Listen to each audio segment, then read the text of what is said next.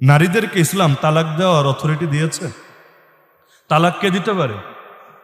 জানেন না তালাক দিতে পারে কে? পুরুষ। নারী কিন্তু কখনোই তালাক দিতে পারে না, কখনো না। আপনি বলবেন হুজুর সমাজে যে দেয়, একটা সূরাতে তালাক খালি নিতে পারে, দিতে না। নেওয়া ভিন্ন জিনিস, দেওয়া ভিন্ন জিনিস, দুইটা এক না। এক সূরাতে নিতে পারে। কখন নিতে পারে?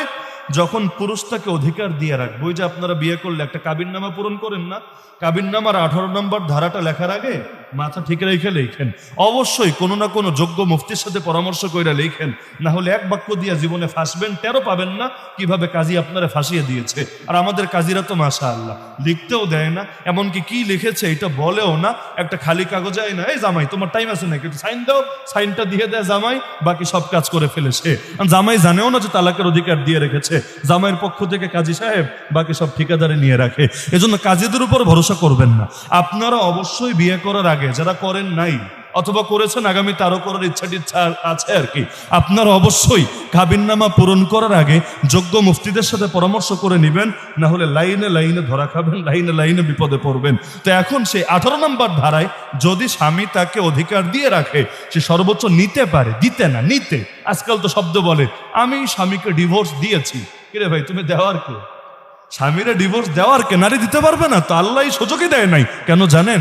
আল্লাহ যদি নারীদেরকে তালাক দেওয়ার সুযোগ দিত, প্রতিদিন সকালবেলা একটা করে তালাক দিত, রাইতে এসে আবার আমার ভুল হয়েছে, সরি আমার এবারের মতো মাফ করে দেন, মাফ টাফ চাই আবার শুধরায় নিত।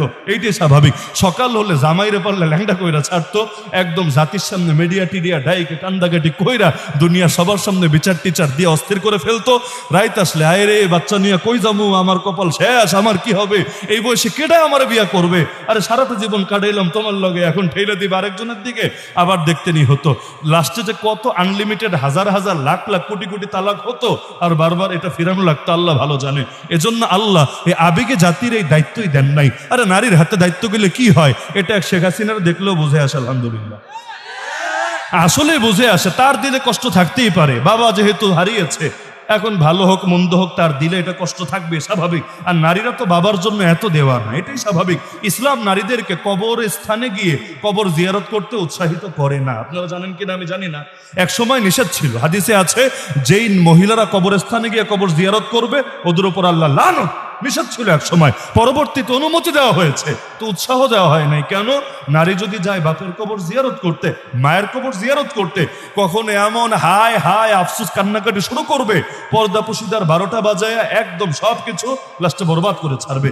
এজন্য ইসলাম বলে যে তোমরা ঘর থেকেই দোয়া করো, ঘরে বসে দোয়া করো। আর একান্ত যদি যেতেও চাও, শর্ত আছে, পর্দা ঠিক থাকা লাগবে, মাহরাম যদি দূরে হয় তাহলে মাহরামের সাথে থাকা লাগবে, আর সেখানে গিয়া কোনো হই হুল্লোড় হায় আফসোস কান্নাকাটি এগুলো করা যাবে না। জাস্ট যাবা, ভদ্রভাবে সুন্দর জিয়ারত করে আবার চলে আসবা। তো এখন তার বাবা যে কোনো কারণে নিহত হয়েছে, এখন এইটার ক্ষোভে যদি পুরো দেশটারই তুইলা দেয় আরেক বেড়ার হাতে, এমনকি এর জন্য যদি এই দেশের মানুষকে মানুষ না মনে করে যেমনি ইচ্ছে এমনি আচরণ করতে থাকে, এখান থেকেই ভালো মতো বুঝে আসে ইসলাম কেন এত বড় দায়িত্ব দেয় নাই নারীদের হাতে। নবুয়তের দায়িত্ব দিয়েছে নারীদেরকে, নবুয়তের দায়িত্ব দিয়েছে। মনে আবার কষ্ট নিয়েন না, হুজুর নারী নেতৃত্বের বিরুদ্ধে যে বলছেন, আপনি কি জানেন না আমরা যেই দল করি এই দলেও নারী নেতৃত্ব চলে? অনেকের মনের কথা এটা, হুজুর আমরা যেই দল করি সেই দলেও নারী নেতৃত্ব চলে। আমি এক বাক্যে বলবো ভাই শোনেন, ইমানের জায়গায় অন্তত ইমানটা ঠিক রাখেন। আমলে যদি ত্রুটি থাকে তো আল্লাহ একদিন না একদিন মাফ করবেন, কিন্তু আল্লাহর হস্তে ইমানটারে খোয়ায়েন না। নামাজ তো অধিকাংশ ঠিকভাবে পড়েন না, তো নামাজের ব্যাপার ইমান তো ঠিক আছে আলহামদুলিল্লাহ। পোশাক আশাকও তো অধিকাংশ ঠিকভাবে পড়েন না, লেকিন ইমান তো ঠিক আছে আলহামদুলিল্লাহ। তা আপনার দলে কি চলে না চলে ওইটা হলো আমলগত ব্যাপার, কিন্তু আল্লাহর হস্তে দলের দিকে তাকায়া নিজের ইমান বরবাদ করে বেঈমান হয়েন না। নবী যেটা ফতোয়া দিয়েছেন সেটাই চূড়ান্ত। পৃথিবীর কোন মোল্লা মুন্সি মৌলবী নবীর ফতোয়ারে পাল্টাতে পারবে না। সহিহ বুখারীতে আমার নবীর ফতোয়া আছে, নবী বলেন লা ইউফলিহা কওমুন ওয়াল্লাহু আমরাহুম ইমরাতান, ওই জাতি কোনোদিনও সফল হতে পারে না যেই জাতি কোন নারীকে নিজেদের নেতৃত্ব তুলে দেবে। আমার নবী সত্য বলেছেন না মিথ্যা বলেছেন? আমার নবী সঠিক বলেছেন না ভুল বলেছেন? তো নবী যা বলেছেন তাই হবে।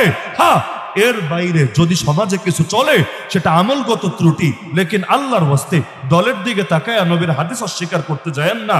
না হলে ওই নবী যদি সুপারিশ না করে, ওই নবী যদি হাউজে কাউসারের পানি পান না করায়, আপনার দলের কোন নেতা আপনারে আল্লাহর গজব থেকে বাঁচাতে পারবে না।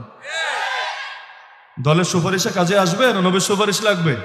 সুতরাং বারবার কষ্ট নিয়েন না, হুজুর নারী নেতৃত্ব আঘাত কেন করছেন? হ্যাঁ, মাসালা যেটা সেটাই, আমার মাসালা পরিবর্তন করার কোনো সুযোগ নাই, আল্লাহ হেফাজত করুন। তো দেখা যাচ্ছে যে ইসলাম তালাকের ক্ষেত্রে দায়িত্ব দিয়েছে কাকে?